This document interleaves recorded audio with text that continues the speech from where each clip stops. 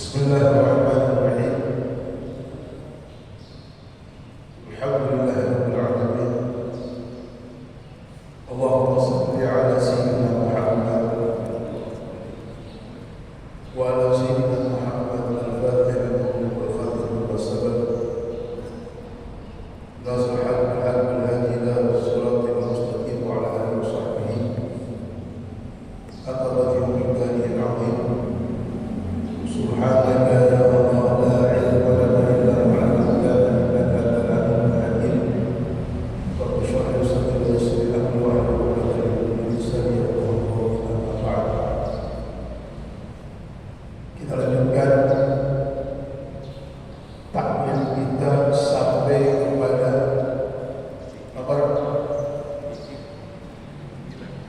nomor 9.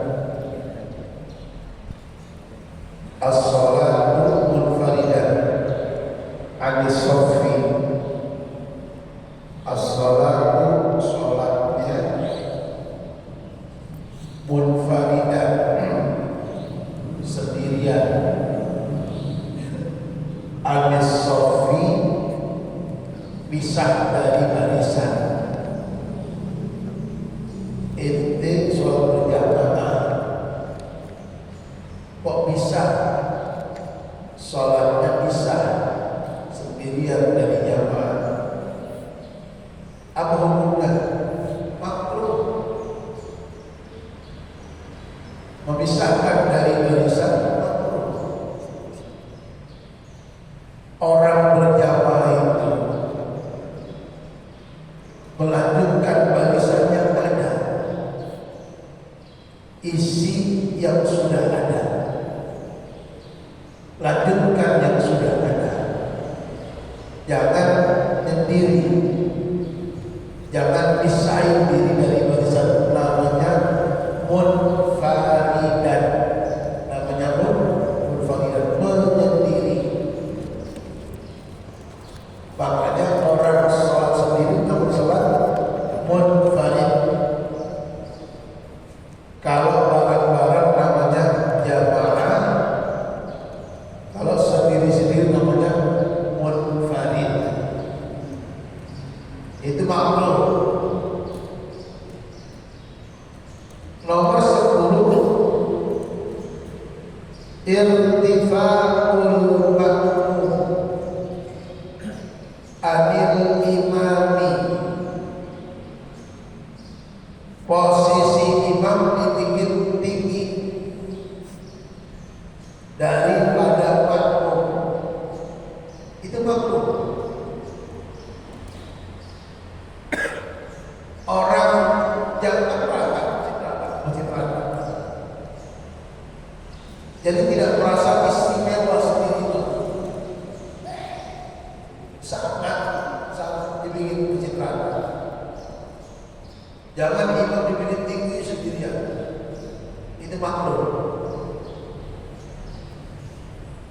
Wal aksur atau sebaliknya,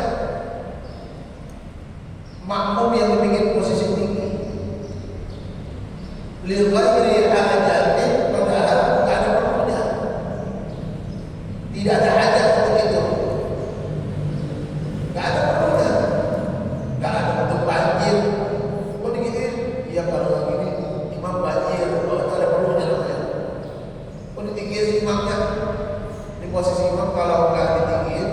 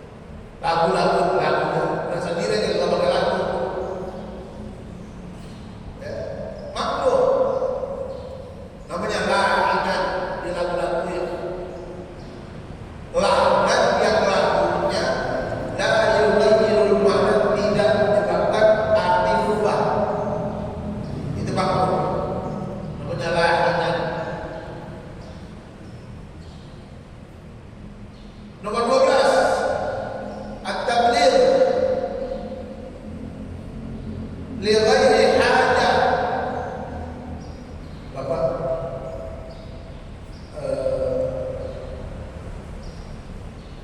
yang pernah sholat di Mekah atau di Madinah atau tempat yang ramai ada tabligh.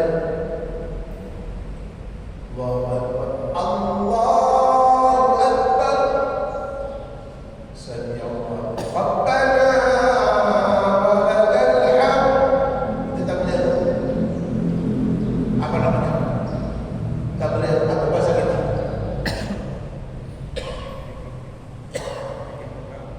Backing vokal. Kalau nyanyi backing vokal, kalau sholat namanya tabligh. Orang yang namanya mubaligh, sholat kecil ya, sholat kecil. Imam Sami Rabbana wa lakal hamd. Makain kalau kita dengar,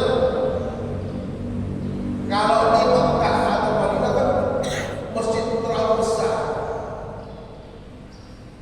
takut tidak menyimak apa yang disampaikan oleh makmum, maka ada namanya mubaligh, backing vokalnya imam, agar yang suaranya belum sampai disampaikan oleh mubaligh. Tapi kalau nggak ada butuh, makmum itu lah. Kalau sholat di demo, kan banyak orang butuh tuh. Butuh kepada itu untuk menyampaikan suara-suara imam yang mungkin belum terdengar oleh yang belakang. Dibutuhkan namanya mubaligh. Tugasnya apa? Tabligh. Tabligh itu apa? Menyampaikan. Maka disebut jamaah tabligh. Jamaah yang sekelompok orang tugasnya ingin menyampaikan dakwah-dakwahnya Nabi Muhammad. Tabligh. Sifat wajib Nabi apa? At-tabligh, menyampaikan. Ya, Nabi pun punya sifat wajib namanya tabligh, menyampaikan. Fadhila, tabligh, amanah. Jelas namanya tabligh. Tabligh menyampaikan tanpa ada hajat untuk makmum. Yang ke-13, idza zada ma baina al-imam wal ma'mum akthar min thalathati adlu. Idza apabila zada lebih ma baina al-imam wal ma'mum, antara imam dengan makmum posisinya, akthar lebih, min salasati adlu, daripada 3 dirham.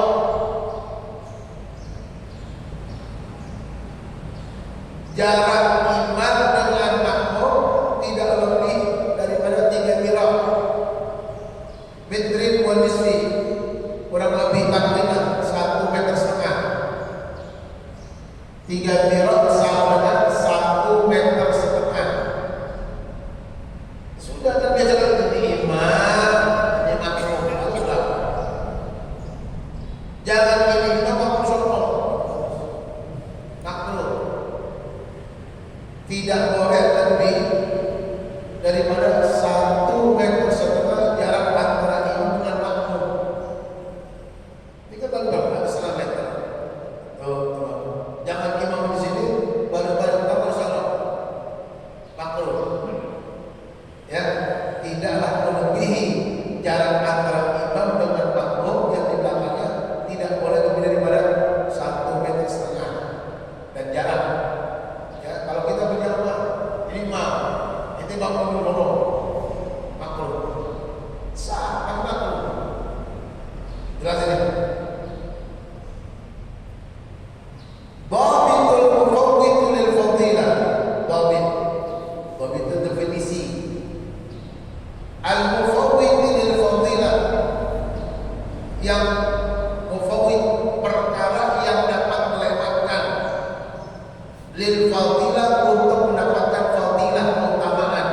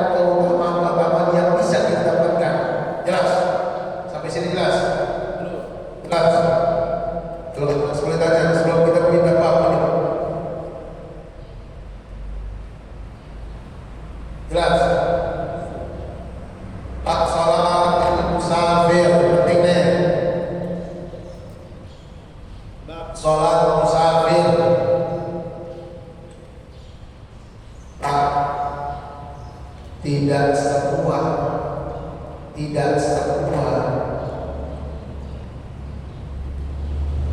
imam pemimpin itu paham.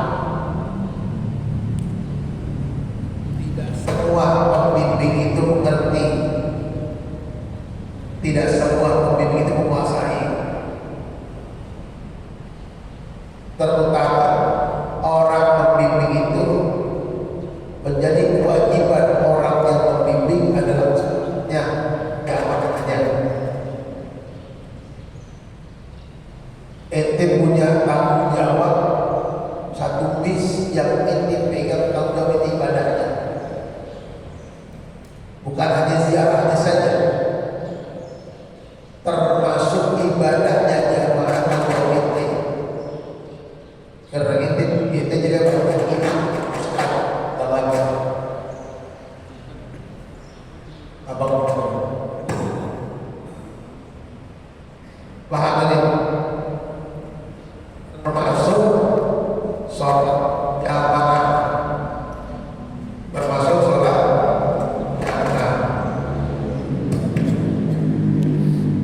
termasuk sholat jamaah. Karena kemarin saya melihat dengeran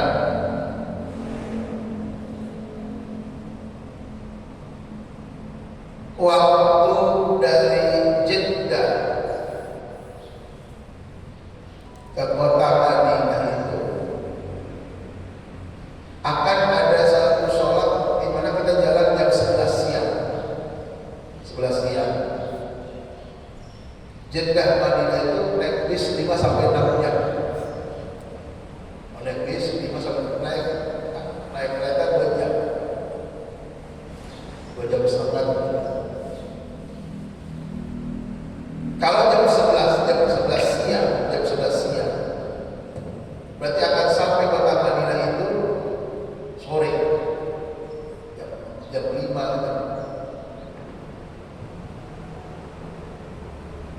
Ini mau sholatnya zuhur di zuhur atau zuhur di asar, kan boleh, pilihannya boleh. Ente mau sholat maghribnya di isya atau isyanya di maghrib, dua-duanya boleh. Karena status ente musafir. Kalau ente pengen sholat asar aja di zuhur, berarti dimajuin takdim. Kalau ente sholat zuhurnya di asar, berarti dimundurin takhir. Kalau ente sholat isyanya di maghrib, berarti isyanya dimajuin. Kalau maghribnya di isya, berarti ditakhir. Naik bis deh, bis jam 5 sore, kita sering kata supir, Pak, Bu, maghrib kita nggak berhenti, nanti berhentinya di waktu isya, gitu ya. Maka ustadz yang membimbing harus paham. Orang kalau pengen sholat jamaah takhir, terlebih dahulu makmum jamaah yang ada dikasih tahu, Bapak Ibu, kita sholat maghrib nanti di isya. Sekarang udah masuk waktu maghrib, kita nggak berhenti di waktu maghrib. Ayo sekarang jamaah niat masing-masing di dalam hati apa? Jamaah takhir maghrib ke waktu isya. Bilang aja dalam hati, saya niat sholat waktu maghrib jamaah takhir ke isya. Udah, itu aja. Saya niat sholat fardu zuhur jamaah takhir ke asar. Nanti tinggal pelaksanaannya di waktu asar atau di waktu isya. Tetapi kalau Bapak Ibu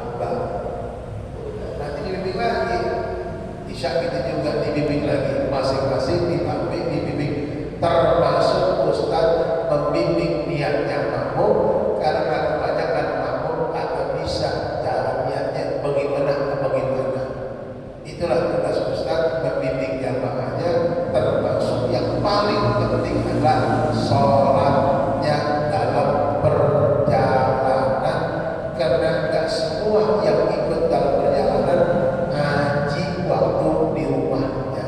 Kebanyakan kagak tahu, kebanyakan kagak mengerti, dia bingung. Kemarin saya sholat ajar waktu minggu malam Senin. Tiba-tiba ada yang nanya, Bapak Ustaz, saya kemarin sholat di Al-Barakah subuh, kayaknya 3 rakaat ya, gimana Bang? Sebayangnya Bang? Bayang subuh Pak Ustaz, udah masa 4 rakaat pertama kata pakai ruku langsung sujud itu, model apa tuh ya? Saya ujuk-ujuk baru gitu, saya kayak begitu. Yang nanya orang penghasilan, ujuk-ujuk saya mau bayar begitu, seumur hidup saya nggak sebayang kata pakai ruku langsung sujud. Terus yang ada lagi, habis itu dia langsung bangun lagi, harus sujud sekali. Itu rakaat kedua kalau baca Fatihah Ustaz, langsung baca surah aja. Oh, di mana itu? Al-Baqarah, alun-alun. Bayar semuanya begitu, ruku-ruku saya begitu. Cuma ada jalan kaca jalan, begitu. Iya bang, saya belum ada bang. Nah, bukan aneh kan? Ilmu abang belum nyampe, abang belum pernah ketemu, pas ketemu itu kaget. Itu bukan 3 rakaat, itu namanya sujud tilawah. Namanya sujud tilawah. Kalau hari Jumat, maka disunahkan imamnya baca alif lam as-sajdah. Alif lam mim as-sajdah. Nanti pada ayat nomor 15 itu ada ayat yang nyuruh untuk sujud tilawah.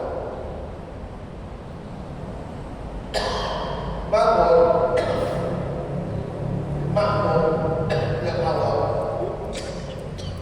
yang awal apabila ingin melaksanakan sujud tilawah terlebih dahulu makmum dikatakan, Bapak Ibu nanti kita sholat subuhnya ada sujud tilawah. Bila mana ada sujud tilawah, Bapak Ibu hanya mengikuti apa yang saya lakukan. Ya, ini namanya sujud tilawah. Jadi jangan kaget, jangan heran, jangan, sebab kalau tidak disosialisasikan bisa jadi berantakan sholatnya. Ada yang ruku doang, ada yang sujud, ada yang diam aja. Mahal subhanallah. Nah, ada itu. Karena masing-masing ilmunya jamaah nggak sama. Ada yang ngaji, ada yang ngaji, ada yang paham, ada yang nggak paham, ada yang ngerti, ada yang kagak ngerti. Jelas ya? Beritanya seperti itu. Bagus sholatil musafir, bagus sholatil musafir. Ahkam safari khamsatun. Hukum safar itu ada 5. Safar itu bepergian, namanya safar. Perjalanan namanya safar. Orangnya namanya musafir. Musafir. Kegiatannya namanya safar. Safari. Nah, safari. Muter, jalan terus.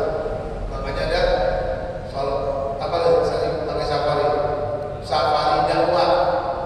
Safari dakwah. Maka dakwahnya di sini tar ke sono. Kenapa? Karena safari perjalanan dalam dakwah sini, dakwah sana. Khamsatun ada 5. Pertama, hukum safar yang pertama wajibun, hukumnya wajib. Apa wajib? Dilakukan dapat pahala, ditinggalkan berdosa, namanya wajib. Kasafari seperti perjalanan, liisqati, namanya isqat, untuk menggugurkan, namanya isqat. Maka disebut sigit. Sigit itu teguguran. Sigit itu adalah teguguran. Kalau nama orang sigit nanti waktu lahir teguguran dia. Sigit itu teguguran.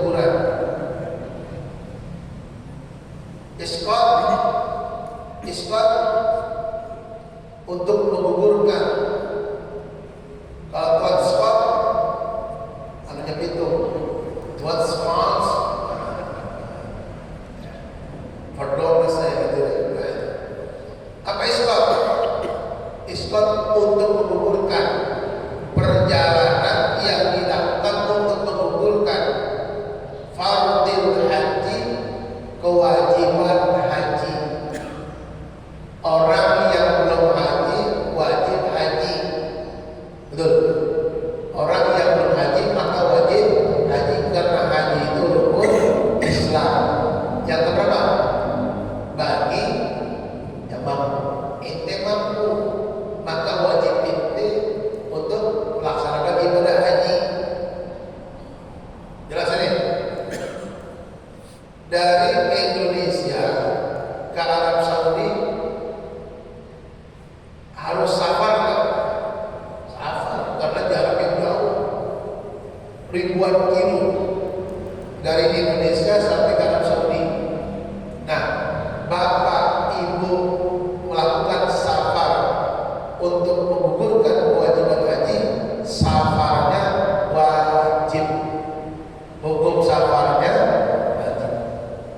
Perjalanannya menjadi wajib untuk bapak ke Arab Saudi saat bapak perginya untuk menggugurkan kewajiban haji. Kalau sudah pernah, gak wajib, sunnah perjalanannya. Kalau udah pernah, yang belum pernah haji, saat haji pertama maka haji yang pertama wajib. Haji yang kedua tidak wajib, maka perjalanan itu tidak wajib, sunnah.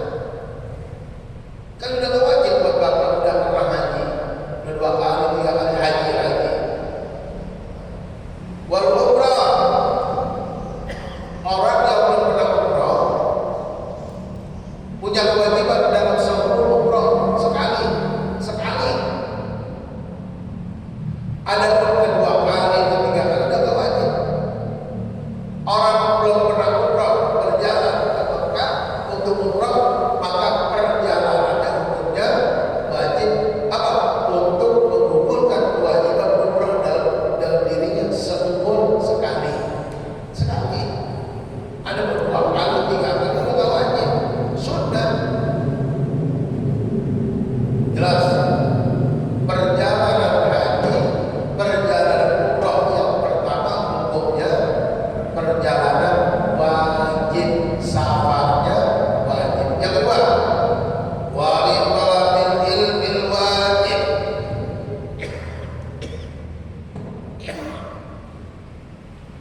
Untuk mencari ilmu yang wajib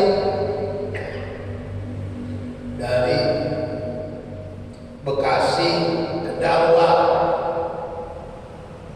dari Bekasi ke Lirboyo, dari Bekasi ke Madura. Mau ngapain kan? Talabul ilmi, cari ilmu pesantren. Ilmu apa? Ilmu agama wajib. Maka perjalanannya disebut dengan perjalanan wajib. Seperti apa? Perjalanan untuk ibadah haji, perjalanan untuk ibadah umrah, perjalanan untuk mencari ilmu agama. Maka perjalanan tersebut perjalanan hukumnya wajib. Jelas. Nomor 2, sunnah. Sunnah. Apa itu sunnah? Dikerjakan berpahala, ditinggalkan tidak berdosa. Kasafari seperti perjalanan di ziaratin Nabi, untuk perjalanan ziarah ke makam Nabi Muhammad. Bapak sudah yang sampai ke Mekah dulu, melaksanakan ibadah umrah dulu, beberapa hari habiskan waktu di Mekah. Setelah itu pindah dari kota Mekah ke mana? Ke kota Madinah. Untuk apa ke Madinah? Untuk ziarah Masjid Nabawi, untuk ziarah makam Nabi Muhammad SAW. Maka perjalanannya dari Mekah ke Madinah, hukum perjalanannya sunnah, bukan wajib. Perjalanan sunnah. Apa rangkanya? Dalam rangka ziarah Nabi Muhammad Sallallahu Alaihi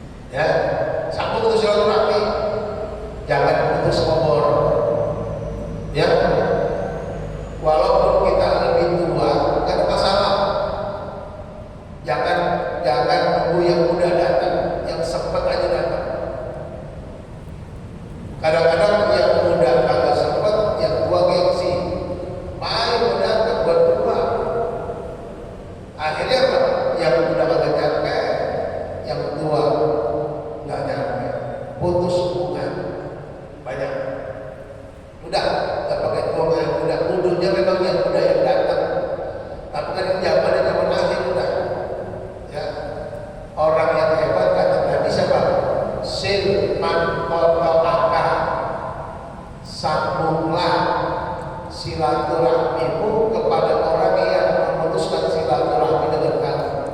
Itu orang hebatnya. Jadi orang yang hebat itu siapa? Orang yang menyambung silaturahmi, yang dimana orang tersebut sudah memutuskan silaturahmi dengan kita. Itu orang hebat. Siapa lagi orang yang hebat? Orang yang hebat itu akti man haramaka, beri kepada orang yang tak pernah ngasih ke kamu. Itu orang hebat. Orang yang keren itu apa?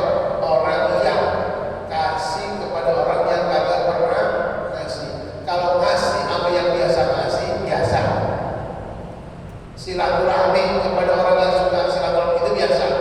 Orang yang luar biasa adalah orang yang bersilaturahmi kepada yang memutuskan silaturahmi, memberi kepada orang yang kagak pernah memberi. Jelas. Makruh yang ketiga. Yang ketiga mubah. Mubah itu apa? Mubah itu boleh, gak ada pahala, gak ada dosa, namanya mubah. Kayak makan, mubah. Tidur, mubah. Nah, perjalanan ketika hukumnya mubah, tidak ada pahala, tidak ada